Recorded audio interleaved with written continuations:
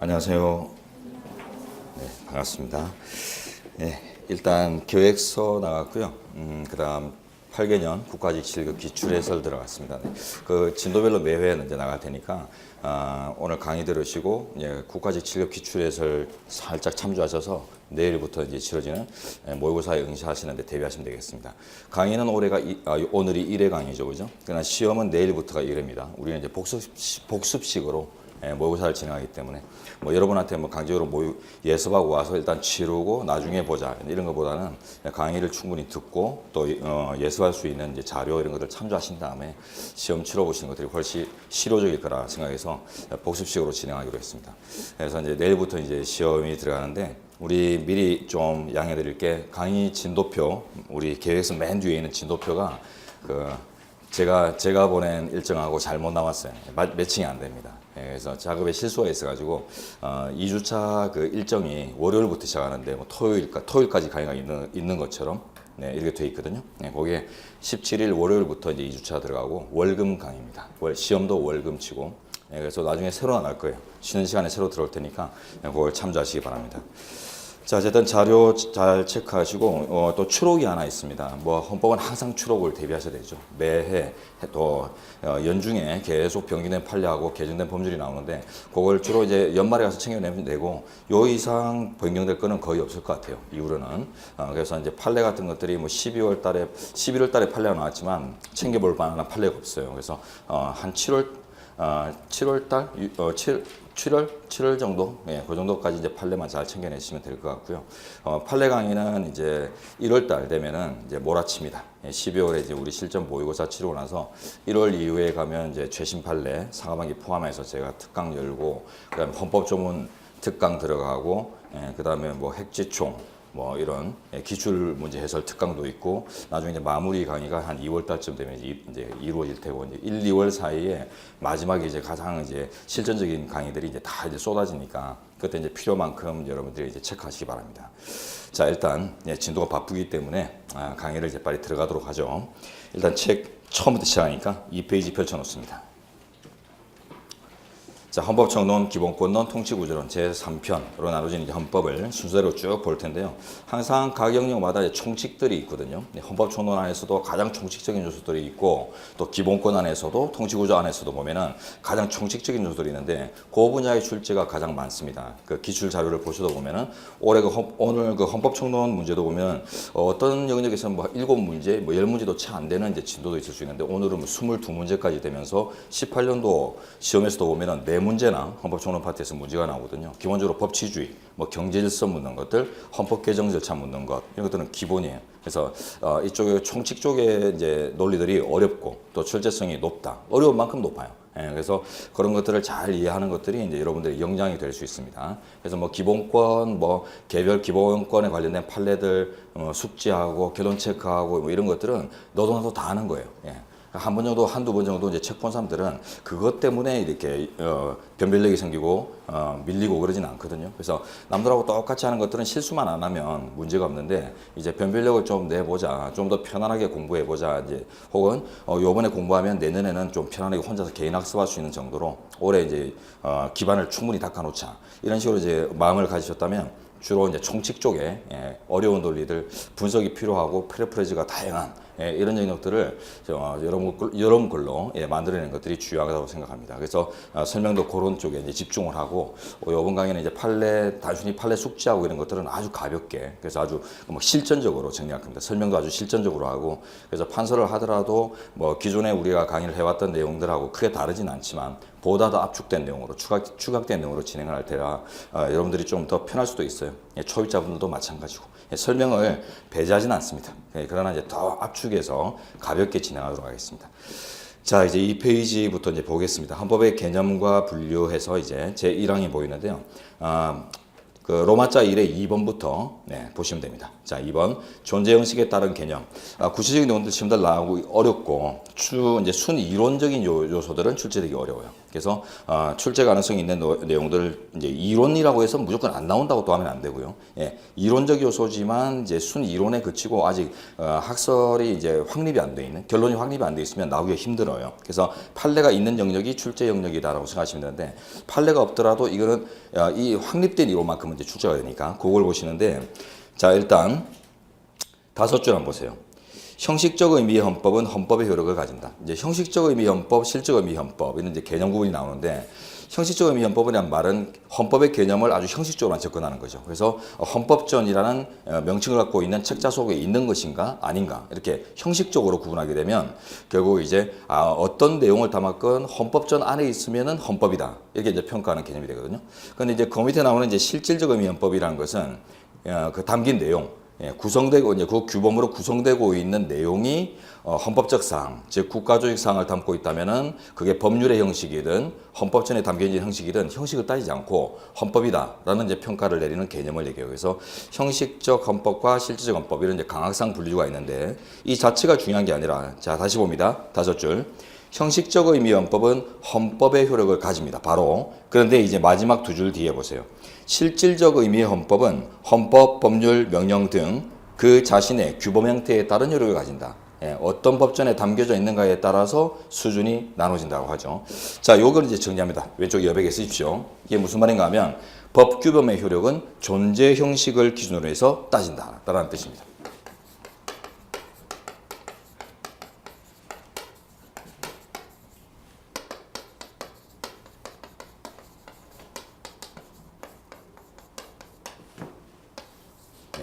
법규범의 효력, 존재 형식을 다닌다. 자, 왜 그럴까요? 주로 이제 우리 헌법학에 하나 먼저 말씀드립니다. 헌법학의 대강의 해석론은 실질설입니다. 판례도 그렇고 통설도 그렇고 그래서 어떤 외형과 실질이 서로 상치되고 있다. 그럼 어떤 데다가 강조점을 둘 것인가 하면 주로 실질에다가 부여를 해요. 자, 그게 이제 타당한 결론에 이르기 때문에. 자, 근데 여기서만큼은 형식을 기준으로 하고 실질 내용을 따지지 않습니다. 왜 그런 거 하니?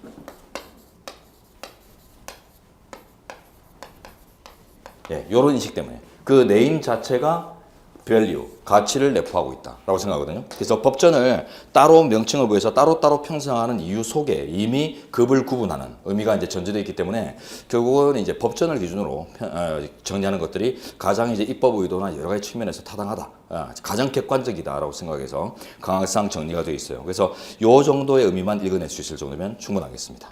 자, 이제 오른쪽으로 합니다. 로마자 2번 헌법의 분류에서는 다른 거 볼 필요 없고 개념으로 일단 첫 줄에 자 1번의 첫 줄 보세요. 헌법은 그 존재 형식의 성문화 여부에 따라 성문헌법과 불문헌법으로 구분할 수 있다. 이런 것들은 뭐 사회적으로도 많이 인식하고 있죠, 그죠? 고등학교 때 여러분 공부하실 때도 그죠? 성문, 불문 이런 것들은 다 들어보셨을 거예요. 자, 이것도 이제 어떤 그 문장화되어 있는가, 뭐 법전의 형식이 뭔가를 떠나서 대한민국 국법 체계 속에 어떤 책자 속에 있는가, 이런 것들하고 이제 관련되어 있어요.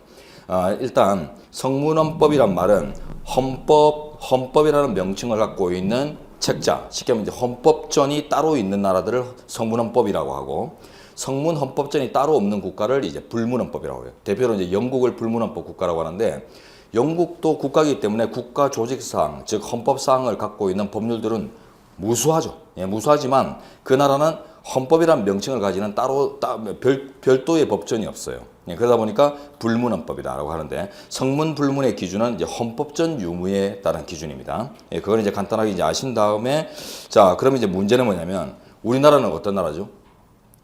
대한민국 헌법전이 따로 있습니다. 그래서 성문헌법 국가예요. 근데 이런 성문헌법 국가에서 관습헌법 같은 불문헌법의 요소들을 이제 도입할 수 있는가, 인정할 수 있는가 이런 것들이 문제인데, 그게 밑에 이제 박스로 나오는 도표로 나오는 수도 이전법 사건에서 이미 다 밝혀져 있죠. 결론은 그 도표를 분석하기 전에 오른쪽 여백에다가 3가지 요소를 한번 써봅니다. 이 판례의 이제 서식 취지는 첫째, 성문헌법 국가인 우리 대한민국에서도 관습헌법에 의한 보충이 필요하다. 즉 관습헌법을 인정해요. 다만 그 관습헌법이 성립하고 유지 존속될 수 있는 요건들을 제시해요.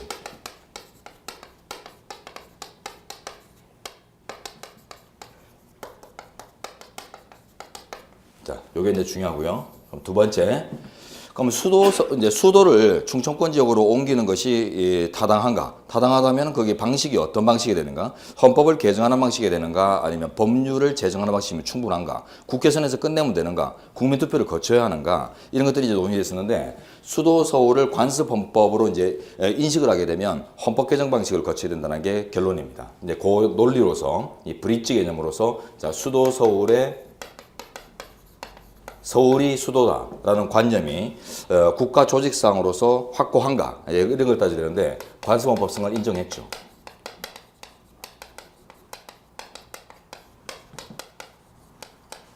자, 수도 서울의 관습 이걸 인정했고 그 다음 이제 관습헌법이라면 이제 성문헌법 체제에서 관습이 성문보다는 좀 약한가 대등한가 어떤 이제 의미를 따져야 돼요. 수준을 수도 서울의 관습헌법에서 인정하면서 또 관습헌법의 효력과 관련해서 성문헌법과 동등한 효력을 인정했습니다.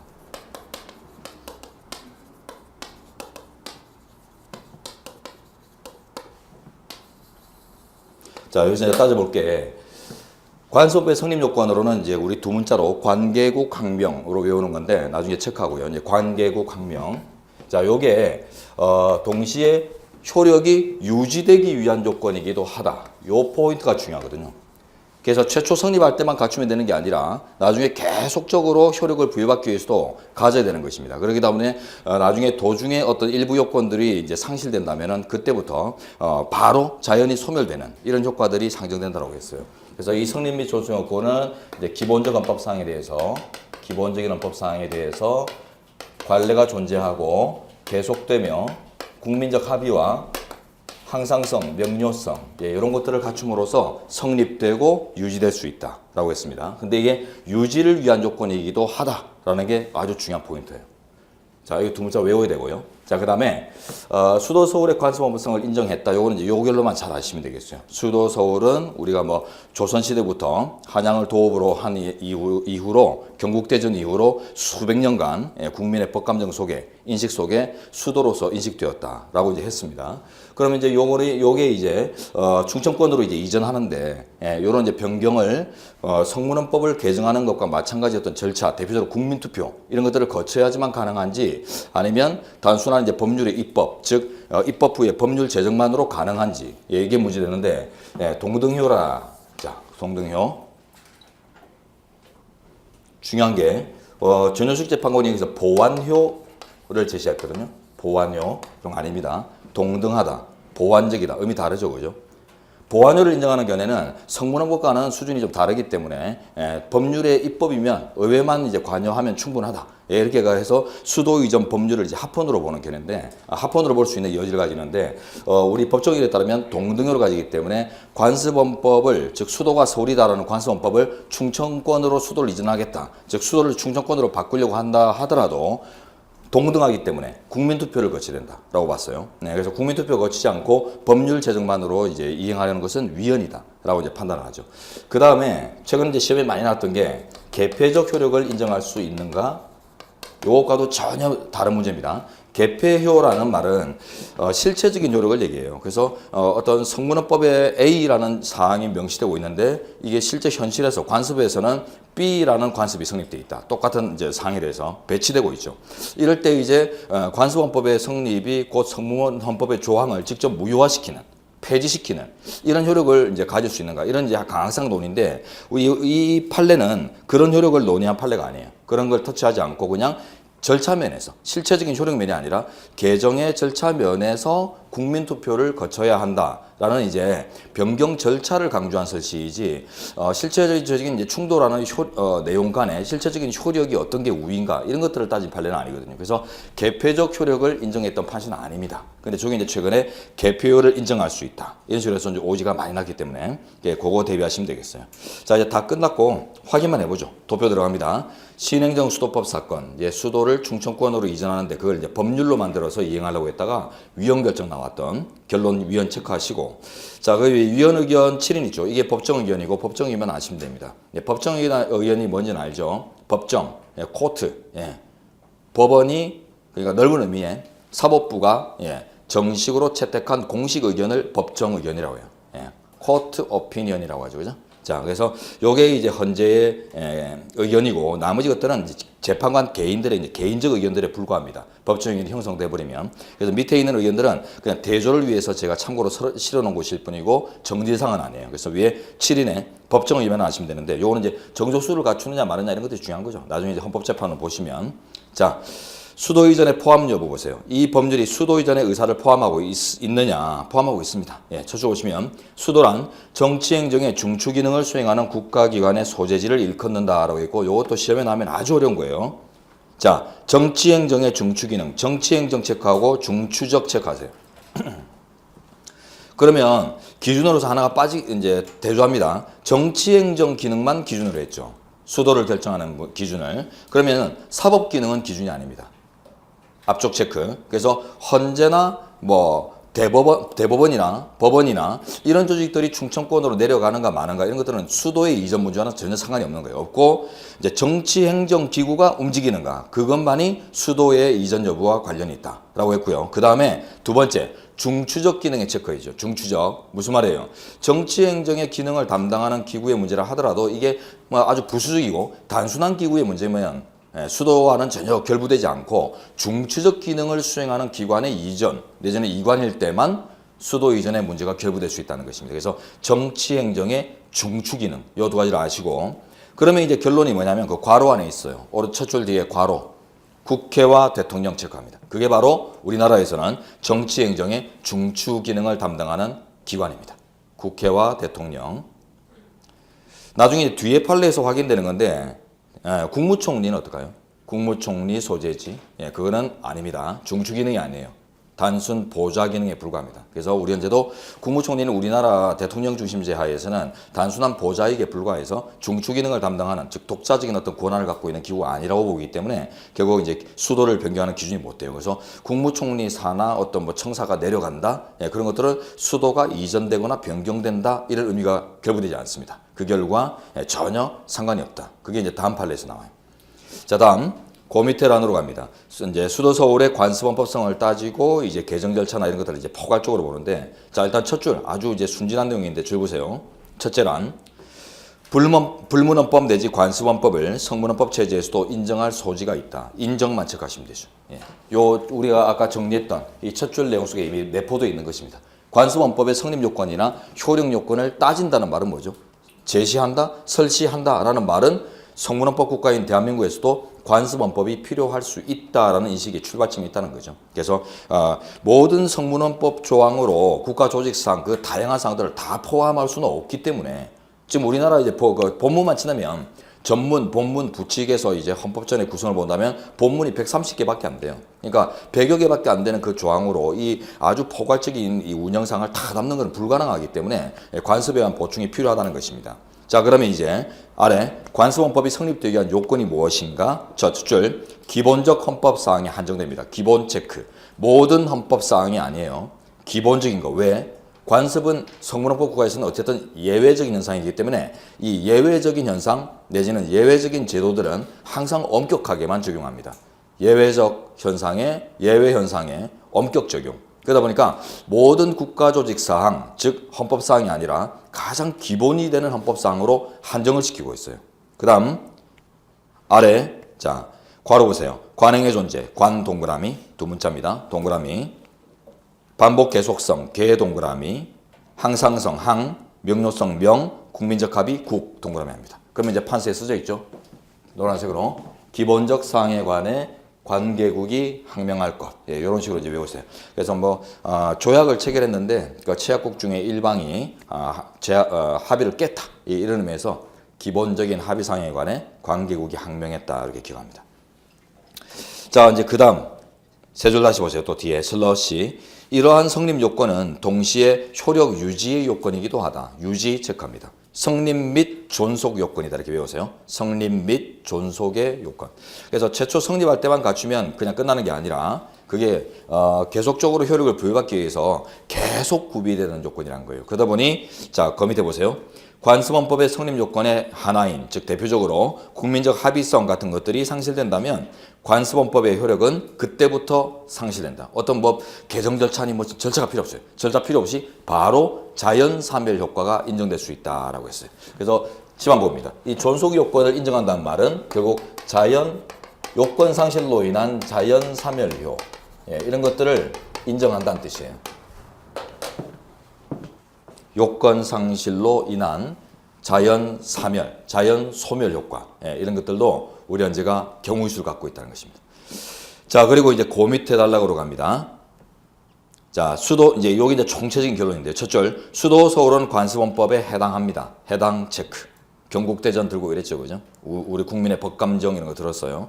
해당. 자, 그리고 관습헌법은 주권자의 헌법적 결단으로서 성문헌법과 동등한 효력을 가진다. 동등한 체크, 그죠? 동등효. 요게 이제 뭐라고요? 바뀌는 게 요 자리에 오지 포인트로 들어오는 거예요. 부비트랩. 부비트랩을 잡으세요. 보완적 효력을 가진다. 틀리고, 그죠?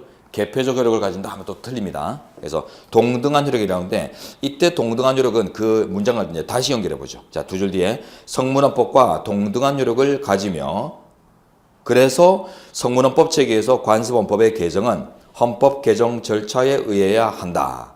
자, 절차 체크합니다. 개정 절차의 절차. 그럼 결국 뭐예요? 전체 문장을 보니까 이때 동등효라는 의미가 절차 면에서, 그죠? 수도를 바꾸고 이전하고 하는 이제 절차 면에서 성문헌법과 마찬가지의 절차를 부여해라. 이런 의미로 이제 우리 현재가 설치한 것이지. 뭐 성문헌법과 배치되는 어떤 관습헌법 사항이 발견된다고 해서 성문헌법 조항이 그 자체로 무효화된다. 이런 실체적인 효력 자체를 따진 판시가 아니에요. 그래서 개폐적 효력은 설시한 바가 없다. 예, 이렇게 정리가 되고요. 괄호는 보지 않습니다. 자, 그리고 이제 결론입니다. 이 사례는 어때요? 수도 이전 법률을 만들어서 충청권으로 내려보내려고 했던 것이거든요. 국민투표를 묻지 않고. 그렇기 때문에 자, 아래 가시면 수도 이전을 법률 형태로 실현하는 것은 헌법 103조 제2항의 헌법 개정 국민투표권을 침해한다. 130조 제2항 체크합니다. 이제 좀 이따 볼 내용인데 헌법 개정 절차에서 가장 핵심적인 절차가 국민투표예요. 103조 제2항이 명시되고 있죠. 그래서 우리나라에 또 국민투표 제도가 두 군데 있어요. 72조 중요정책 국민투표가 있고 손가락 조심해야 됩니다. 네. 72조의 중요정책 국민투표가 있고 그 다음에 103조 제2항의 헌법 개정 국민투표 두 가지가 있는데 그 중에 보세요. 72조 문제가 아닙니다. 그래서 72조라는 게 섞이면 또 위헌이에요. 이거 잘못된 오지예요. 그래서 130조 제2항의 헌법 개정 국민투표권 침해이지 72조의 중요정책 국민투표권 침해가 아닙니다. 그거는 별개 의견에 가면 또 그 72조를 들고 있어요. 그래서 이런 이제 오지 포인트들을 잘 잡아내시면 이 판례는 요 세 가지 가닥만 잘 알고 계시면 됩니다. 네. 자, 이제 다음 페이지로 넘어가죠. 다음 페이지가 이제 수도를 충청권으로 이제 바로 이관하는 것은 불가능하다고 하니까 그건 이제 국민투표 거치면 됐죠. 국민투표 거치면 충분히 가능한데 이제 법률 제정 방식만으로는 이제 안 된다라는 이제 현재 판시가 나오니까 노무현 대통령이 이제 그러면 공약의 일부라도 좀 현실적으로 지금 바로 이제 채택을 해보자. 그래서 국무총리 산하의 주요 정부청사를 충청권으로 이전한 내용의 법률을 또 만듭니다. 자, 그거는 도표 위에 좀 쓰세요. 국무총리 산하 주요 정부청사의 충청권 이전. 이게 사건 개요입니다. 두 번째 판례의 사건 개요. 예, 그걸 아셔야 안에 이제 맥락들을 잡아 나갈 수 있어요. 국무총리 산하 주요 청사의 충청권 이전. 그러다 보니까 이제 우리 경기도에 있던 과천청사, 예, 이런 것들 정도가 이제 일부 내려가는. 그러니까 지금 넓게 보면 어떤 의미냐면 국무총리의 기능 일부가 충청권으로 내려가는 거예요. 그죠? 대통령이나 국회 이런 것들이 막 옮기는 게 아니죠. 그러면 이제 여기서 이제 국무총리가 수도에 있어야 한다. 이런 이제 관습헌법이 성립되는가부터가 이제 출발점인데, 첫째 란에 두 줄 보세요. 줄된데 국무총리 소재지에 대한 관습헌법이 존재한다 볼 수 없다. 결론 국무총리 총리 체크합니다. 총리 소재지가 서울이다라는 관습헌법은 없다라고 했습니다. 그거는 근데 앞에서 이미 나온 거예요. 앞에 이제 첫째 판례에서 우리가 정치행정의 중추 기능을 담당하는 기관의 소지를 가지고 수도 여부를 결정하겠다고 했죠. 그러면서 그때 괄호 안에 보시면 국회와 대통령이 설치됐어요. 그러니까 국무총리는 우리나라에서 이 책을 다 보시고 나면 뒤에 가면 나오죠. 국무총리는 격가지에 불과하기 때문에 중추 기능 담당하는 기관이 아니에요. 그 결과 그런 기관들에 대한 어떤 관습이 없다는 것입니다. 우리나라에서는 우리 국민의 법감정 속에는. 자, 요 정도 체크하시면 되겠어요. 네, 나머지는 됐고요. 자, 근데 이제 요거는 합헌입니다. 결론만 보세요. 첫째 줄 그 제목 위에 보시면 뭐 각하 나온 그거 보지 말고 헌법소원 권리구제 헌법소원을 제기했을 때는 요건을 못 갖춰서 각하 나왔는데 국민투표 침해 가능성 이런 게 없다고 해서 각하 나왔는데 이제 헌바사건 요거는 이제 위헌심사형 헌법소원인데 똑같은 내용을 또 위헌소원을 또 제기한 바가 있어요. 요때는 이제 적법 요건이 다르기 때문에 바로 이제 실제 판단을 들어가서 합헌이라는 결론이 나오는데 논거들은 똑같습니다. 요 논거들이에요. 그래서 결국은 국민투표권 침해 가능성이 없다는 결론입니다. 왜? 수도를 이전하는 문제가 없기 때문에. 수도 이전의 문제가 전혀 결부되지 않는 바 헌법 개정에 문제가 없고 그 결과 103조 제2항의 국민투표를 거칠 필요가 없는 사안이어서 그냥 합헌이다라는 이제 결론입니다. 수도 이전 문제가 없다는 것입니다. 총리를 옮기는 것은. 자, 됐습니다. 나머지는 끝났고 오른쪽에 이제 헌법의 특성으로 가세요. 여기서는 로마자 2번 정도가 출제 가능합니다. 헌법은 뭐 다양한 특성들을 가질 수 있는데 특히 이제 규범적인 측면에서 이제 특성들이 첫 줄 보시면 최고 규범성, 자기 보장 규범성, 요 정도만 아시면 돼요. 그리고 뭐 그 줄 맨 뒤에 뭐 구조적 개방성 이런 것들은 이제 헌법의 추상성 이런 의미를 이제 대변하는 거죠. 헌법은 몇 개 안 되는 조문으로 다양한 포괄적인 국가주의 사항을 규율하다 보니 결국 그 조문들이 너무 꼬치꼬치하기가 힘들어요. 그래서 다양한 어떤 조직 사항들을 탄력적으로 규율하기 위해서는 좀 느슨하게 규율될 필요가 있다. 그게 이제 결국 구조적 개방성 이런 의미로 이제 포착되는 건데 결국 이제 독자적인 의미가 있는 건 앞에 두 개입니다. 최고 규범성과 자기 보장 규범성 요 두 개예요. 일단 최고 규범성 관련해서는 아래 세 줄로 가세요. 우리 헌법은 최고법 조항이 따로 없다는 게 중요합니다. 최고 규범을 헌법은 모든 법 위에 최고법이다. 이런 것들을 명시하는 나라들도 있어요. 있는데 우리나라는 그런 최고 규범을 명시하는 규정은 없습니다. 그렇지만 경성헌법성 이게 뭔가 하면 그 헌법 개정 절차가 아주 어렵다는 것이에요. 헌법 개정이 아주 딱딱하게 돼 있다. 그게 이제 경성이라는 뜻이거든요. 그래서 법률 개정이나 이런 다른 규범의 개정보다 뭐 국민투표를 거쳐야 하는 등 아주 더 엄격한 이제 절차를 가지고 있기 때문에 이런 것들이 다른 법 규범과 헌법 규범을 구분하는 급을 구분하는 취지다라고 봅니다. 자, 그다음에 규범 통제 제도가 있다. 우리나라에 위헌 법률 심판 이런 게 대표적으로 있죠. 이 말이 뭐죠? 헌법에 반하는 하위 법규들을 무효화시킬 수 있는 제도가 있다. 규범 통제 제도. 이 말이 결국 헌법이 최상위의 법이다. 이런 것들을 간접적으로 예정하고 있다고 봅니다. 그래서 이런 것들을 외우실 필요는 없어요. 그래서 최고법 규범이 명시적으로는 존재하지 않지만 간접적으로는 존재한다. 이렇게 외우시고 이거는 국가직 시험에서 상당히 여러 번 정지, 오지로 다양하게 출제된 바가 있어요. 직접 규정을 두고 있다 하면 틀립니다. 그러나 관련 규정이 전혀 없다 해도 또 틀려요. 간접적으로는 엿볼 수 있습니다. 자, 그 다음 동그라미 2번이 자기보장 규범성인데 요게 출제성이 더 커요. 최고 규범성 의미보다. 자, 2번 일반적으로 법규범은 상위법과 요것만 읽으세요. 상위법이 그 효력을 담보해 주는 게 일반적입니다. 즉 뭐 법률 이런 것들에 침해 문제가 있다 하면은 헌법이라는 더 상위의 규범이 그죠? 상위의 규범을 기준으로 해서 그런 침해 장애들을 무효화시킬 수 있고 헌법소 운동을 통해서 뭐 이런 가능성이 있죠. 그러니까 주로 이제 일반적으로 이제 법률 이하의 일반적으로 이제 법 규범이라고 하는 것들은 상위법을 통해서 그 효력을 보존받는, 보호받는 이런 이제 가능성이 있다는 것입니다. 자, 그렇지만 그 줄 뒤에 보세요.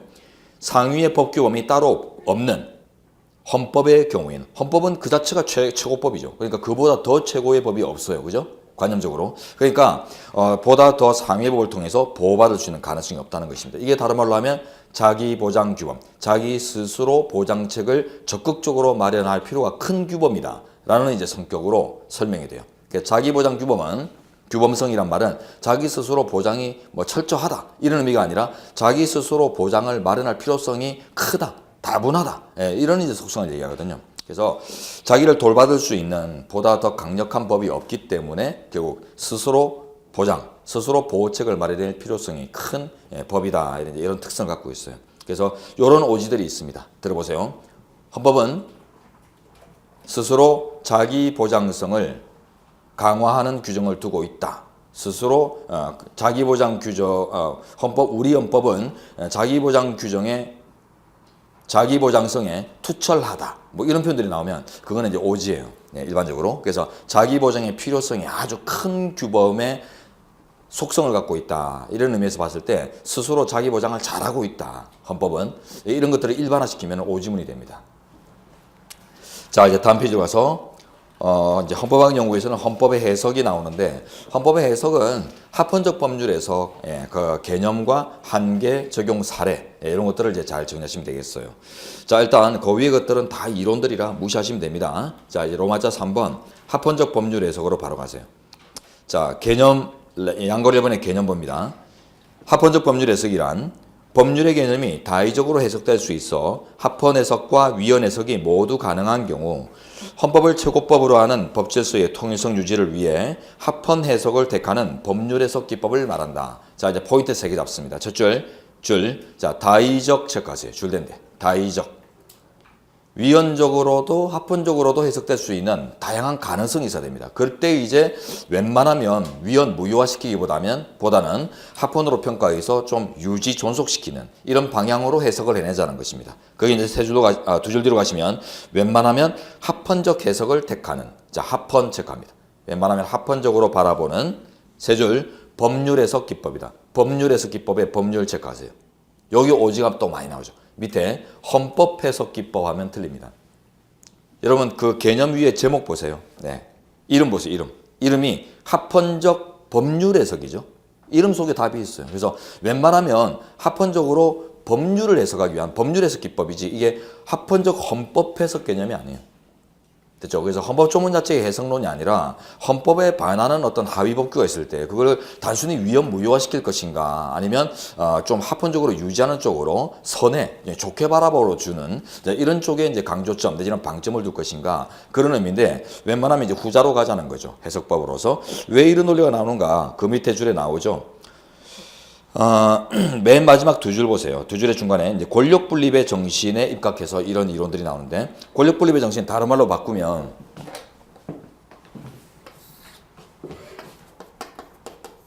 입법 형성권. 자, 국회 입법 형성권 존중이라는 뜻입니다. 이게 다른 말로 권력 분립의 정신. 네, 그래서 헌법재판소가 가지는 각종 이제 통제 권능과 국회가 가지는 입법 권능 이런 것들이 다 분립되어 있잖아요. 권력 분립 국가에 있어요. 그렇기 때문에 이런 분립된 체계에서 너무 적극적으로 개입을 하고 하는 것들이 그 고유한 재량권 이런 것들을 침해할 소지가 커지기 때문에 웬만하면 좀 자제를 하자 이런 자제의 법리들을 얘기하는 것이에요. 그래서 입법 형성권 존중, 다른 말로 권력 분립의 정신. 요거는 다양한 헌법 파트에서 보면은 이 용어들을 혼용을 해요. 그래서 좀 익숙해지시기 바랍니다. 자, 그래서 내려가시면 이제 양거래 2번 합헌적 법률에서 이 연역. 요거는 국가직 시험에서는 엄청나게 빈출입니다. 오지로 특히 많이 나오죠. 자, 미국 첫 줄, 두 줄에 독일 체크합니다. 미국에서 출발해 독일에서 완성됐습니다. 요 순서 바꾸는 문제가 많이 나오죠. 미국에서 개별 케이스 이론, 판례 이론으로 형성된 것인데 이런 것들은 이제 개별 맞춤법이죠. 그죠? 근데 요거는 이제 독일에 넘어가서 독일에서는 이제 일반법화 시켰어요. 모든 사안에 공통 적용될 수 있는 일반 원리로 이제 만들거든요. 그래서 기성복을 만들죠. 그래서 맞춤복으로 형성된 것들을 기성복화 시켰다. 이제 이런 의미가 미국과 독일. 이런 것들은 나중에 이제 헌법을 다 배우고 나면은 굳이 안 외워도 예감들이 충분히 가능해요. 보통 보면요. 미국의 이론들은 그 케이스법 이론이라고 하거든요. 미국은 이제 로스쿨을 가도 다 케이스법을 공부하죠. 판례를 공부한다면 판례가 곧 법이다. 이런 보통법 원리, 커먼로 전통 이런 것들이 존재하기 때문에 그 판례를 이제 법으로 인식을 하는 측면이 있어요. 그러다 보니까 개별 판례별로 이렇게 공부를 하는데 이 판례는 사건별로 떨어진 거죠. 이러한 사건일 때 결론이 어떠하다.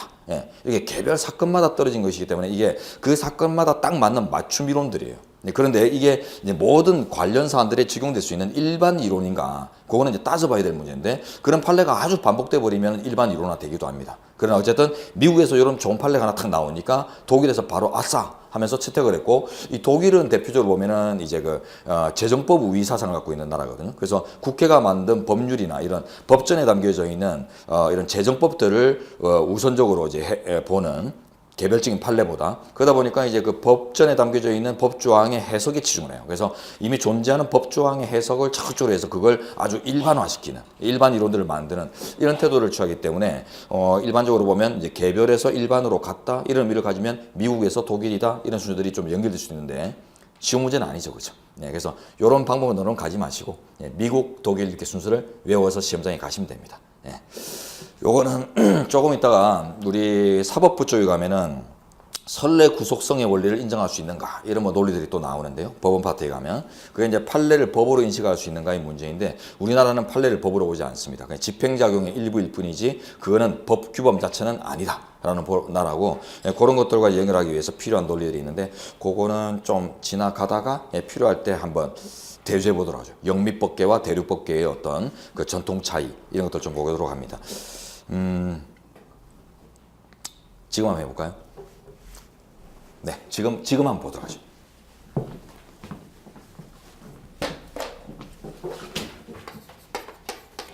자, 법의 어떤 계통들을 영미법 계통, 영미법 전통, 그다음에 대륙법 전통 이런 식으로 이제 법학계에서는 나누거든요.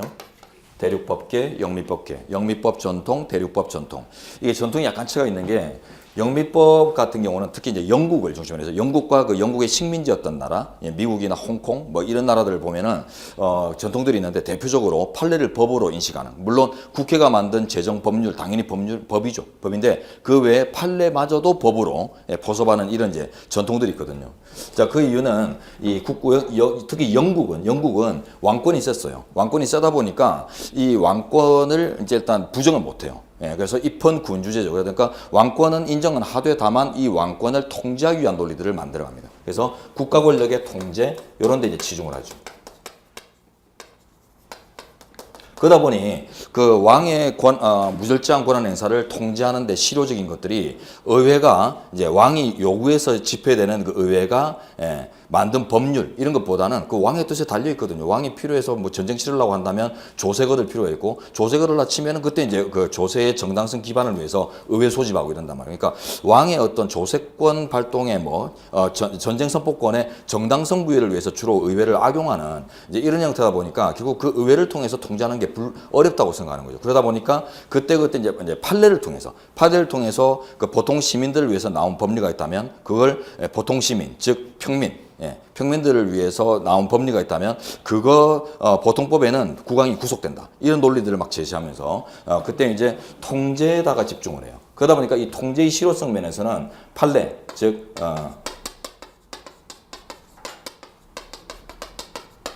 판례를 법으로 보는 이러한 사상들이 나온단 말이에요. 그때 나온 세당 이제 분쟁을 제기했을 때 그때 떨어지는 판례를 가지고 그걸 법칙화하면 왕을 통제하는 게 타당하다. 군주를 인정하되 왕의 무절제한 권력을 통제하는 것들이 그 정도에서만 필요하다. 이러다 보니까 판례를 법으로 보는 이런 사상이 만들어지죠. 그냥 대륙법은 주로 이제 프랑스나 독일이나 이런 이제 나머지 이제 대륙 체계들을 얘기하는데 이제 유럽 대륙을 얘기하는데 이들은 국가 성립이나 왕권 성립이 약해요. 왕권이 이제 영국보다 약하고 또 나중에 또 프랑스는 뭐 혁명을 통해서 완전 이제 공화국이 만들어지고 독일도 여러 또 주로 찢어져 있다가 뒤늦게 통일하고 막 이러거든요. 그러다 보니까 이 국가 체제가 마련되는 게 늦어요. 영국보다. 그러다 보니 그렇게 늦게 만들어진 국가 권력의 유지,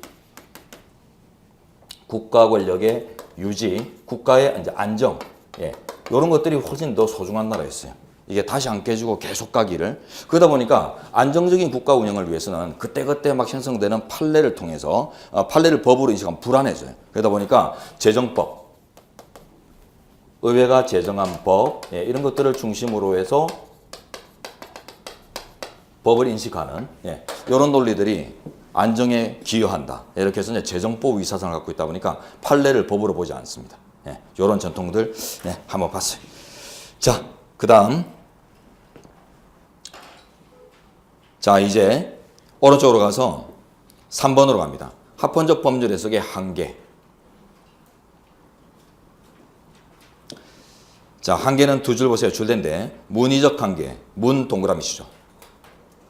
그 아래 줄 법목적적 한계, 목 동그라미. 입법 목적에 따른 한계. 그 다음 마지막 줄 헌법 수용적 한계, 수 동그라미. 문목수, 문을 전문 제작하는 목수님 이렇게 배우시고 요게 엄청 중요합니다. 그래서 요 한계들이 적용돼서 위헌 나오는 사례가 있고 또 합헌적으로 해석을 해서 뭐 한정위헌 혹은 내지는 뭐 혹은 뭐 합헌 이런 이제 합헌의 취지들이 이제 밝혀지는 이제 판례들도 있고 이제 경계점이래거든요. 그래서 요것들 잘 보시고 어쨌든 입법 형성권 존중을 위해서 마련됐기 때문에 입법자가 만든 법문헌을 넘어서는 해석이나 입법자의 그 애초에 의도를 무시하는 그런 해석은 결국 이 이론의 성립 취지에 반합니다. 그래서 이제 한계가 되는 것이고 또 입법 형성권을 존중한다는 것이 헌법이 자신의 정체성을 포기하는 결과가 되면 안 되겠죠. 그러니 마지막 줄에 헌법이 스스로 수용할 수 있는 한계를 넘어서까지 합헌적으로 봐주는 것들은 헌법 자신의 정체성 포기다라고 해서 한계를 제시합니다. 문목수.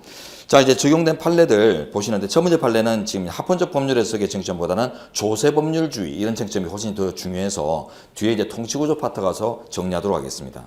자, 그리고 그 이제 두 번째 판례도 됐습니다. 이것도 다음에 지나가서 보도록 하고. 자, 다음 페이지 보세요. 다음 페이지의 두 번째 판례 보십시오. 자, 이거는 합헌적 법률 해석이다 이런 관점에서 보지 말고 이 판례 자체를 그냥 개별적으로 여러분들이 논리와 결론을 준비하는 것들이 중요한 판례입니다. 상당히 중요한 리딩 케이스로서 출제가 빈번하거든요. 자, 교사 임용 시험의 가산점 근거 판례인데요. 자, 제목에 가산점 체크하세요. 가산점. 이게 딱 나오면 가산점 제도가 판례상보가 나온다 하면 항상 먼저 떠오를 게 예외적 제도다. 특혜죠, 그죠? 일방에 대한 특혜이기 때문에 예외적 제도의 엄격 적용, 예외적 제도의 예외 현상의 엄격 적용 법리, 그걸 먼저 떠올릴 수 있어야 돼요. 자, 그러면 이제 본문으로 가봅니다. 세 줄에. 이게 이제 법률유보 이런 것들이 중심이 이제 무지됐는데, 자, 보세요. 세 줄. 지금 상위법에 어떤 그 근거를 두고서 하위법의 구체화를 위임을 했는데 하위법에서 상위법에 규정되어 있지 않은 사항을 추가했어요. 그랬더니 이게 이제 법률유보에 위반되어서 위헌인가 아닌가, 이런 법률의 근거를 요구하는 이제 법치주의 원칙에 반하는가가 문제됐었는데, 그러면 상위법의 규정사항을 먼저 봅니다. 세 줄. 자, 만일 공개 전형 실시에 관해 필요한 사항 속에 이 사건 가산점 항목이 포함되는 것으로 해석한다면 이러한 해석은 법률의 합헌적 해석의 원칙에 반한다. 즉 문헌적 한계나 입법 목적적 한계, 다양한 한계를 넘어서서 불가능하다. 그렇기 때문에 결국은 근거가 없는 것으로 봐서 위헌 결정하겠다는 뜻입니다. 자, 그럼 다시 되짚어보세요. 따옴표된 상위법 사항이 뭡니까? 시험의 실시에 관해 필요한 사항이라고 했죠. 그런데 가산점 제도는 아주 예외적인 제도이기 때문에 아주 엄격한 근거를 요구하겠다. 이런 논리에서 접근해 보면 필요한 사항이라는 말 속에 가산점이라는 의미를 바로 내포되어 있다. 당연하다. 이렇게 생각하기가 힘들어요. 그렇기 때문에 가산점 제도 같은 이런 아주 예외적인 현상들은 아주 명시적이거나 엄격한 근거가 필요한데 필요한 사항이라는 표현만으로는 근거 지우기 어렵다는 뜻입니다. 그래서 이제 위헌이 나왔고요. 그래서 제목에 체크하는 것들이 중요한 것입니다. 자, 그 다음 그 밑에 판례. 자, 기소유직자 봉급 소급 지급 사유. 변호사 시험의 기출 지문들은 물론 이제 그 5급 공채 이수제 우리 5급이나 이제 국립외교원이나 지역인재나 헌법 이수제 시험보다는 수준이 훨씬 이제 높죠. 그렇지만 이 유관 시험에서 다 같은 5급 수준의 시험들이잖아요. 이런 시험에서 나와 있는 이제 기출 사항들은 항상 이제 모범이 돼요. 그래서 좀 단순하게 물어보더라도 이제 5급 수준에서 나온 어떤 그 지문들을 작년에 그런 게 나온 바가 있다 하면은 그걸 이제 단순화시키더라도 모범으로 채택할 가능성이 있기 때문에 이게 최근에 출제가 되고 있구나 이런 것들을 인식하는 것들은 상당히 중요하다고 생각합니다. 자, 일단 봅니다. 기소유직자 봉급 소급 지급 사유. 자, 이게 이제 이 제도의 취지가 뭔지를 아셔야 되는데 성실복무 유도 취지예요. 공직자, 공무원들의 성실복무 유도 취지에서 형사 기소 시 봉급 제한 규정을 둔 것입니다. 성실복무 유도 취지의 봉급 제한 규정. 그래서 어떤 형사 범죄 여부가 문제되어서 기소까지 이르렀다. 그러면 자칫 성실복무에 반하는 어떤 취지들이 발견될 수 있기 때문에 좀 제재를 하자. 그래서 이제 내용이 뭐냐면 내용을 외우실 필요는 없어요. 자, 보시면 판례 위에 이제 요지 보세요. 형사기소되어 휴직 명령을 받아 봉급의 반행, 이제 형사기소되면 일단 바로 휴직 명령이 떨어져요. 그러니까 쉬기 때문에 봉급을 다 주지 않겠다. 이런 이제 명분을 이제 설정하는 거죠. 그래서 봉급의 절반만 줍니다. 절반만 주고 나머지 절반은 이제 지금 유예를 해요. 그랬다가 나중에 두 줄 뒤에 보세요. 무죄의 선고를 받게 되면요. 무죄의 선고가 떨어지면 이제 그때 소급해서 다 돌려줍니다. 소급해서 주고 이자도 계산해서 이제 다 돌려주고 합리적이죠. 네, 근데 이때 문제는 이제 두 줄 뒤에 체크합니다. 무죄의 선고 체크하세요. 무죄의 선고. 이때 이제 무죄의 의미를 형식적인 의미에서 접근할 것인가, 실질적인 의미에서 접근할 것인가가 중요합니다. 그래서 법원에서 무죄의 형사 판결을 받을 때만 이 요건을 충족하는 것으로 볼 것인지, 무죄를 받지 않고 뭐 공소기각이나 민소로 친다면 이제 행소소송이나 민소로 친다면 각하에 해당하는 결정 형식이 형사소송에서는 뭐 공소기각 이런 것들이 있어요. 그래서 그 각하에 해당하는 결정을 받아서 실체 판단, 죄가 있냐 없냐 이런 것들을 이제 실체를 판단받지 못했다 하더라도 그런 실체 판단으로서 무죄 판결을 받을 아주 현저한 개연성이 있는 사건에도 이제 이 요건을 확장 적용할 수 있는가 이런 것들이 문제였는데 우리 현재는 넓게 확장 적용해야 한다고 봤습니다. 자, 들어보시면 줄대 내보세요. 자, 이른바 내용상 무죄 재판의 경우에도 요건을 충족하는 것으로 봐야 된다라고 하거든요. 내용상 체크하세요. 줄대인데 실질상 이 말입니다. 실질상 혹은 내용상 무죄 재판 이게 말하면 형식적으로 법원에서 무죄 판결 이런 것들이 떨어지지는 않았다 하더라도 그죠? 않았다 하더라도 만약에 이제 실제 판단을 들어갔더라면 그런 형식 판결, 즉 무죄 판결을 받을 형식적인 무죄 판결을 받을 가능성이 높은 사안을 얘기합니다. 그래서 무죄 판결 개연성이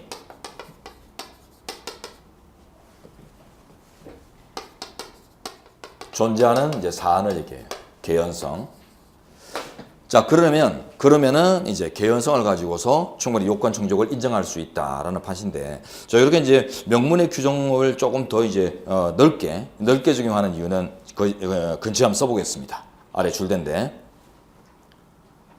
자, 공무원 신분 보장 관점이에요. 공무원의 신분 보장. 우리 헌법은 7조 2항에서 보면 직업공무원 제도 규정 등을 통해서 또 공무담임권 규정도 또 있고 그죠? 그래서 다양한 규정 체계를 통해서 공직자들의 어떤 신분 보장을 투철하게 이제 관철하고 있거든요. 그러다 보니까 공무원들은 기본적으로 신분이 보장돼야 된다. 이런 이제 의미에서 봤을 때 이런 것들은 이제 애초에 우호적인 관점에서 접근할 필요가 있다는 거죠. 그래서 공무원의 신분 보장을 강조하자면 꼭 무죄의 판결이라는 형식상의 어떤 무죄라는 이제 의미가 주문에 들어가는 그런 이제 판결을 받지는 않았다 하더라도 실제 이제 그 사건의 정황을 따져봤을 때 무죄 판결이 떨어질 개연성이 높은 사안까지 포섭하는 것들이 신분 보장 취지에 적합하다는 뜻입니다. 그래서 공무원의 신분 보장 취지를 강조한 판시다. 이래서 이제 의미가 커요. 요런 의미가 들어가면 공무원 시험에서는 상당히 의미 있는 판례가 되어버려요. 공무원의 어떤 지위를 밝힌다거나 공무원의 어떤 관련된 제도를 따진다거나 이런 판례들은 공무원 시험에서 상당히 중요한 소양 요소가 되니까 이 판례가 단순하지 않습니다. 자, 이제 오른쪽에 헌법과는 보지 않습니다. 자, 넘기시고 헌법의 제정도 볼 필요가 없습니다. 이제 13페이지로 가서 헌법의 개정 보시면 되는데요. 헌법의 제정은 생각을 안 하는 게 좋아요. 강학상 논의는 있지만은 왜 우리는 생각도 안 하는 게 좋냐면 제정이란 말이 뭡니까? 지금 헌법이 무너지고 새 헌법을 만든다는 말이 나라가 망한다는 뜻이에요. 그렇기 때문에 우리는 나라가 망하기를 바라진 않기 때문에 시험에 안 나옵니다. 그래서 그러나 이제 개정은 언제나 빈번하고 언제나 대비해야 되기 때문에 그 개정이 주로 우리나라에서는 어때요? 지배자들이 장기 집권을 하기 위해서 악의적인 의도로서 개정을 해온 이런 것들이 다분한 역사예요. 그래서 우리나라는 장기 집권을 위한 이제 악의적인 개헌의 역사 이런 비판적인 요소들을 갖고 있어요. 그러다 보니까 그 개정의 절차 조항, 엄격한 해석, 그 다음에 개정의 한계 이런 것들을 이제 상당히 중요하게 이제 생각할 수밖에 없죠. 자, 일단 헌법 개정의 의의는 로마자 1번 기본입니다. 의의가 헌법 개정이란 헌법이 정한 절차에 따라 절차 체크. 헌법의 기본적 동일성을 유지하면서 동일성 체크, 의식적으로 조항을 변경하는 것이다. 의식적 체크. 여기서 제일 중요한 게 동일성 유지입니다. 자, 동일성, 기본적인 동일성마저 없다. 그러면 뭐예요?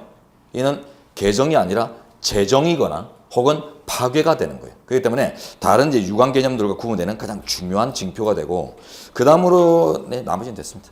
그다음에 의식적이다. 무의식적으로 개정이 일어나기는 어려워요. 우리나라 현실을 보면 국민투표 같은 거 거쳐야 돼요. 국회 의결도 필요하고, 그러니까 대통령이 의식도 없이 공고를 하고, 국회가 의식도 없이 의결에 들어가고, 국민들이 아무런 의식 없이 목류병 환자도 아닌데 의식도 없이 투표를 했다. 이런 것들을 상정할 수 없다. 이렇게 생각해 보시면 항상 의식적으로 이루어지는 것이다. 이렇게 봅니다. 자, 이제 로마자 2번 헌법 개정의 한계에서는 자, 2번 내용으로 가서요.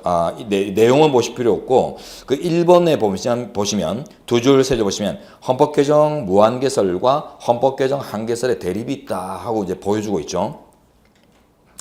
여기서는 헌법 개정 한계를 인정하는 게 통설과 판례다라는 것만 암기하시면 됩니다. 그래서 1번 제목 옆에 그 마지막 줄 개정 한계 긍정설 있죠. 예, 그거 체크하시고 근처에다가 통판 통설 판례 이렇게 체크하시면 돼요.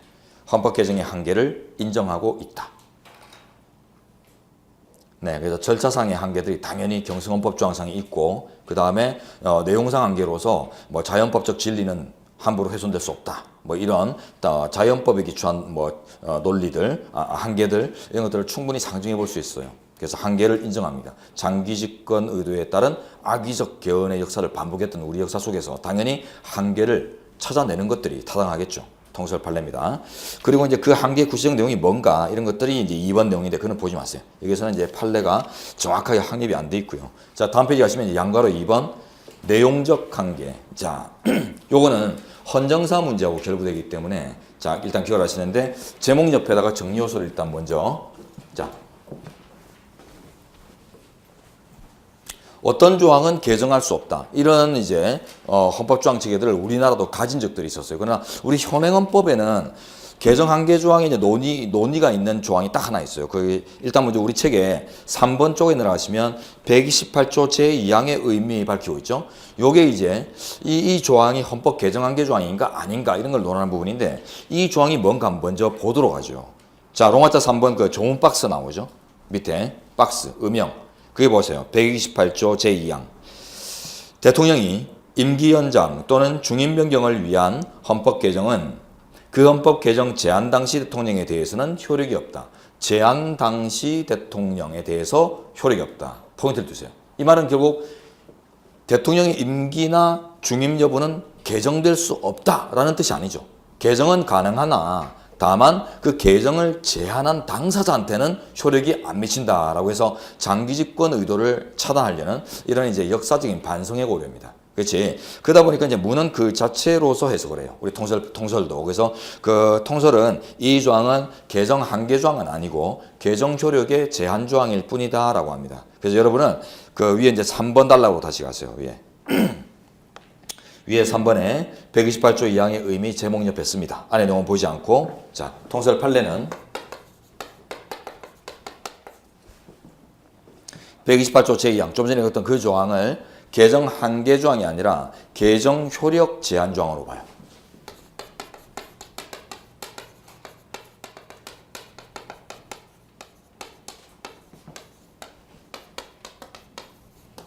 개정 한계 혹은 개정 금지 조항으로 보지 않습니다. 그래서 개정 자체가 금지되는 것은 아니고 그 개정의 효력이 미치지 않는 어떤 당사자를 예외적으로 상정한 조항이다. 이렇게만 보고 있어요. 그러다 보면 이제 우리 현행헌법에는 개정의 한계 내지는 개정의 금지 조항이다라는 조항이 이제 없는 거예요. 그나마 논해볼 수 있는 게 이 조항인데 이것마저도 아니라고 하기 때문에 현행헌법에는 개정 한계 조항이 이제 아직 쓰지 마세요. 없습니다. 없는데 그거는 이제 어디서 쓰냐면 우리 책 맨 위에 양괄호 2번 내용적 한계에서 정리합니다. 자, 제목 옆에 쓰세요. 제목 옆에 개정 한계 조항은 그러면 우리나라에서 있었는가 없었는가 이런 걸 봐야 되는데 2차 개헌 때 도입된 적이 있어요. 2차 개헌 때 도입되다가 요게 4차 개헌 때까지 유지되고 5차 즉 3공화국 헌법에서부터 삭제되고 그 이후로 계속 없다고 봅니다. 그래서 두 문자로 한의사 이렇게 읽어놓습니다. 한의사. 양의사 말고 이제 한약 만드는 한의사 이렇게 기억하시고 내용 한번 읽어보죠. 양괄호 이번에 내용적 한계 중 특히 실정법적 한계와 관련해서 우리나라는 제2차 개정헌법에서 국민주권, 민주공화국, 국가안위에 관한 국민투표의 개정을 개정의 한계로 규정한 바 있으나 5차 개정헌법 즉 30 때부터 삭제된 이후 지금까지 두고 있지 않다라고 정리하죠. 두고 있지 않다라는 정리는 아까 밑에 3번 단락에서 나온 통설 판례의 정리가 이제 합쳐져 있는 것이에요. 전국적인 이제 귀결. 현행헌법에는 한계 조항이 없다는 전제에서 30 이후로 없다. 그래서 여러분 한의사만 잘 보시면 돼요. 조금 어렵게 나오면 그 본문에 줄된 부분들 있죠. 요걸 오지로 묻습니다. 예, 그래서 국민주권, 민주공화국, 국민투표 요 세 가지인데 요 중에 이제 하나를 복수정당제도 이런 식으로 이제 치환을 해서 오지를 만들어요. 그래서 요것도 이제 시험장 가기 전에 여력이 있으시면 조금 읽고 들어가면 좋겠어요. 예, 국민주권과 직결되는 이런 사항들입니다. 국민주권의 확장 원리가 민주주의거든요. 이제 민주공화국, 그 다음에 국민이 주권자다라는 걸 제일 잘 보여주는 제도가 국민투표제도 이런 거 아니겠어요? 그래서 국민주권, 민주주의, 민주공화국, 그 다음에 국민투표 이런 국민주권에 직결되는 이런 사항들을 개정하지 못하도록 한 바가 적이 있습니다. 한의사항. 네. 그리고 이제 로마서 3번 가면 이제 개정 절차인데 올해도 이제 개정 절차 문제 18년도 국가직의 7급에서도 나왔고 다양한 데서 다루는데 오른쪽에 도표로 가셔서 일단 맨 쪽에 뼈대부터 레이아웃부터 먼저 잡죠. 그죠?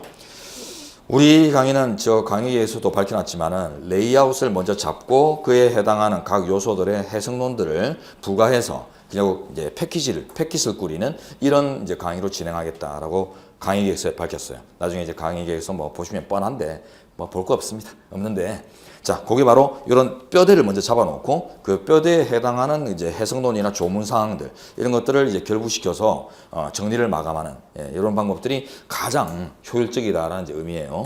그러면 이제 두 문자를 한번 쳐봅니다. 제안, 제 동그라미. 그 밑에 이제 공고, 공, 국회의결, 결, 국민투표의 투, 공포의 포, 발효의 효. 제목에 이렇게 동그라미 치시고 제공, 결투, 포효. 그죠? 제공권 장악을 위해서 전투기가 포효한다. 이런 걸 이제 생각해 보시고. 자, 이제 제안 단계 가시면 국회 제적 과반수 또는 대통령이 제안합니다. 법률도 보면은 정부가 제안할 수 있는 거 이런 거 생각하신다면 대통령 큰 문제 없는데, 국회 제적 과반수 일단 정족수는 체크하셔야 되는데요. 그 다음에 이제 공고 내려갑니다. 대통령은 제안된 헌법 개정안을 20일 이상 공고해야 된다. 자, 요거는 오지가 다양한 항목에서 출제되지만은 그 오지 출제가 빈번하지는 않습니다. 희소해서 요번 18년도 국가의 7급 기출만 체크해 보겠습니다. 대통령이 공고권자죠. 대통령, 국회의장이 공고한다 해서 오지로 났거든요. 대통령이 공고권자다. 그 정도만 인식하죠. 그다음에 20일, 30일로 장난치는 이런 지문들도 있는데 이게 100년에 한 건 정도. 아주 희소하기 때문에 일반화시키지 않겠습니다. 그 다음 밑에 국회의결. 자, 첫 줄 공고된 날로부터 60일 내에 국회 제적 3분의 2 이상의 찬성을 얻어야 합니다. 자, 일단 국회 제적 3분의 2 정족수도 체크돼야 되는데 이게 제안 단계하고 비교해서 외우세요. 제안 단계를 외우세요. 제안 정족수가 제적 과반수예요. 제안이 거기 체크하세요. 첫째 란에 과반수, 제적 과반수. 요걸 숙지하시면 그걸 이제 확정하는 거는 좀 더 가중되겠죠. 요건이. 그러니까 한 급 올리면은 3분의 2가 떨어져요. 바로 위에 있는 정족수가 3분의 2입니다. 자, 그리고 다시 와서 국회의결 첫 줄 공고된 날부터 요 기산점을 오지로 아주 빈번하게 물어봤어요. 공고된 날부터 체크하시고 공고된 다음 날부터 해도 틀리고요. 공고기간이 만료된 날부터 해도 틀립니다. 공고된 날의 다음 날, 이 길. 이런 표현들은 틀려요. 공고된 당일부터 계산해요. 그 다음 두 번째, 공고기간의 만료시부터. 이렇게 틀려요. 공고기간이 만료된 때부터가 아니라 최초 공개된 당일부터 계산을 해서 60일 이렇게 계산하거든요. 그래서 공고된 날이라는 것에 다양한 다른 표현들 이런 것들을 조금 이제 인식하셔야 되겠고요. 다음 이제 내려가서요. 다음 건 됐습니다. 자, 이제 국민투표로 가십시오. 대통령은 국회의결 후 30일 내에 국민투표에 부의해야 된다. 아까 이제 수도이전법 사건이 이 국민투표를 안 거쳐서 이제 수도이전 문제에서 위헌 나왔던 사건이고. 자, 그 다음 정족수가 중요합니다. 국회의원 선거권자 과반, 정족수가 아니라 이제 그 밑에 게 중요합니다. 자, 국회의원 선거권자 과반수의 투표와 투표자 과반의 찬성으로 헌법 개정은 확정된다. 정족수는 보니까 과반. 국회의회 절차에서 일반적인 정족수하고 똑같은 모습이니까 요거는 시험 대상이 안 돼요. 자, 근데 중요한 건 뭐예요? 자, 그 뒤에 헌법 개정 확정 시기가 중요합니다. 확정 체크하세요. 확정된다의 확정. 뭐죠? 정족수를 갖춘 투표로 확정된다. 자, 법규범의 확정이라는 개념 좀 아셔야겠는데요.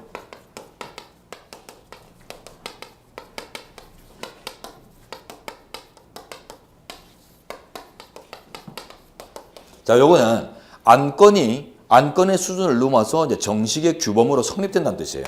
예. 그래서 안건의 수준을 넘어 단순한 안건의 수준을 넘어서 이제 정식의 규범으로 성립된다. 예, 요게 이제 확정이라는 뜻이에요. 규범 성립. 됐죠? 그러면 이제 이 성립된 규범이 구체적으로 실효적으로 효력을 가지는가, 효력이 언제 발생하는가, 그건 또 별개 문제예요. 그래서 나중에 법률 제정 절차에 들어가면 대통령의 공포가 있어야 비로소 효력이 발생한다, 예, 국회 의결로 확정된다, 이런 용어들을 좀 구분할 수 있어요. 그래서 확정은 효력 개념과는 다릅니다. 효력의 발생과는 다르고 이제 효력 이전의 개념으로서 성립의 개념이에요. 성립되고 그 성립된 것들이 유효해지고 이런 이제 단계를 거치는데 그 이제 그 단계상의 개념이에요. 그럼 이제 헌법 개정 안건이란 말을 떨구고 방안이란 말을 떨구고 이제 정식의 규범으로서 취급되는 시기가 언제냐? 그게 바로 확정 시기를 묻는 것인데 이거는 투표시입니다. 투표시. 그래서 공고시, 국회 의결시 뭐 이런 이제 다양한 앞뒤에 있는 다른 절차들을 제시하게 되면 다 이제 오지문이 돼요. 자, 그다음 그 밑에 이제 공포권자 대통령은 당연하고요. 네. 근데 이제 첫 줄 보세요. 대통령은 국민투표의 결과를 즉시 공포해야 된다. 즉시 체크합니다. 예, 즉시에 뭐 지체 없이 이런 용어들이 들어가면 안 돼요. 다른 용어 안 됩니다. 아까 여기서 봤듯이 자, 지체 없이 이런 용어들 하고 의미가 다르고요. 그 다음에 뭐 15일 내에 20일 내에 뭐 이런 이제 기간이 적극적으로 나오면 안 돼요. 즉시라는 걸 정확히 외우세요. 예, 외우면 잘 외우면 돼요. 외우면. 예. 공고된 날부터 즉시 제적 과반수 이런 것들을 정확하게 외우시면 전혀 문제가 안 되고요. 자, 이제는 연습용이고 그럼 왜 이렇게 좀 유사한 이런 표현들을 다 물리쳐버릴까요? 해석을 통해서. 경성헌법의 엄격 개성론입니다. 그래서 경성헌법이란 것이 일반 법률 제정 절차보다 훨씬 어렵게 만들어서 헌법의 보장을 강화하는 취지를 가지기 때문에 그죠? 헌법의 침해를 방지하기 위한 이런 의미를 가지기 때문에 이 조항은 쓰여진 대로 문헌의 그 의무 그 자체를 넘어서까지 확장 해석을 하지 않습니다. 그러다 보니 쓰여진 대로 이외의 것들을 다 물리치는 이런 해석들이 나오죠. 경성헌법 조항성 때문입니다. 이게 이제 최고 규범성을 이제 볼 수 있는 간접적인 규정이다라는 걸 앞에서 보고 왔고.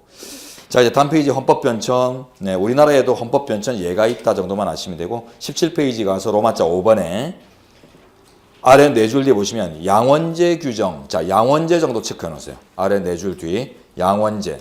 네, 요거 나중에 이제 따로 하시는데 여기서 정리해 놓고 가죠.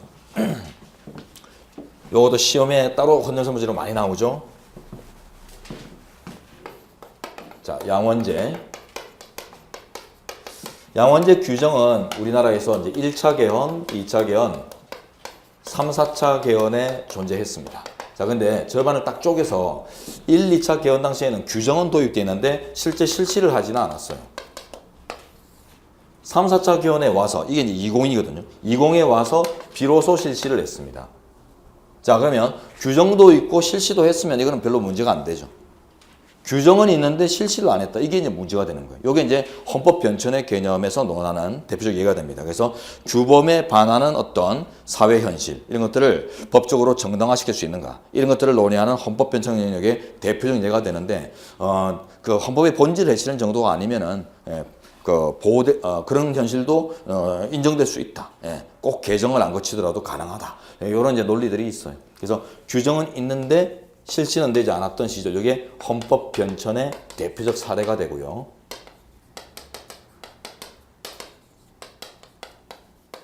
네, 그래서 이제 헌법 변천의 개념은 뭐냐면 왼쪽에 이제 로마자 1번 근처에 쓰셔도 되겠습니다. 예, 위헌적인 국가 현실의 정당화 논의 이런 뜻입니다.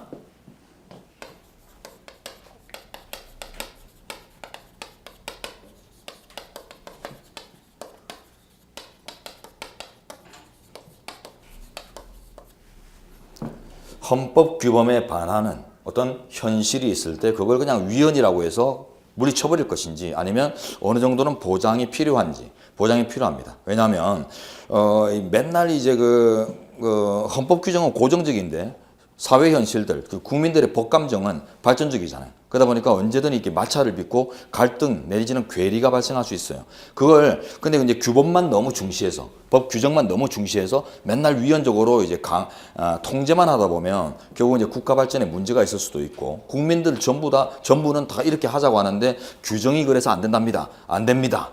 통제합니다. 이래 갖고는 총불을 들이대고 이러면 이제 문제가 되기 때문에 결국 어느 정도 우리 헌법의 이제 그 어떤 본질, 우리 헌법의 이념의 본질을 해치지 않는 정도의 국민적 합의면은 그거는 받아들일 수 있는 것 아닌가. 그래서 꼭 개정을 거치지 않아도 규범을 현실에 맞추는 개정 절차를 밟지 않더라도 사회 비용 없이 그런 현실들을 이제 운영할 수 있는 가능성. 그래서 사회 비용을 좀 절감하기 위한 대책이라고 생각하셔도 돼요. 그래서 개정을 통해서 법 규정을 현실에 맞춰주면 제일 좋은데 헌법 개정은 국민투표도 거쳐야 되고 사회 비용이 엄청나잖아요. 그러니까 그런 비용 없이도 이 현실을 정당화시킬 수 있는 이제 가능성을 논의하는 이론의 파트입니다. 이거 이제 헌법 변천의 개념인데 고정만 하시면 돼요. 그래서 이 대표적 예가 헌법 규정에 반하는 사회 현실이죠. 그죠? 대표적 예가 된다. 그거만 이제 아시면 돼요. 자, 나머지는 이제 시험에 나오는 게 아닙니다. 그리고 이제 다음 페이지 넘기시면 헌법의 수호에서 이제 저항권과 시민불복종권 두 가지를 이제 비교하시는 문제. 특히 저항권 문제는 출제가 아주 빈번하기 때문에 시민불복종하고 이제 요건이나 효과 이런 것들을 정확하게 비교하시면서 정리해야 돼요. 휴식 후에 진행합니다. 별 말씀 안 드리면 휴식은 15분 하도록 하죠.